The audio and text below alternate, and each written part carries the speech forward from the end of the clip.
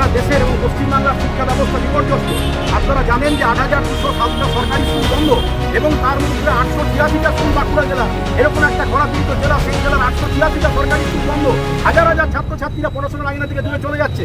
এখানে সরকার একাদশ শ্রেণীতে অবৈজ্ঞানিকভাবে সেমিস্টার কথা চালু করেছে। শিক্ষক সংকটে ভুগছে গোটা বাঁকুড়া জেলা।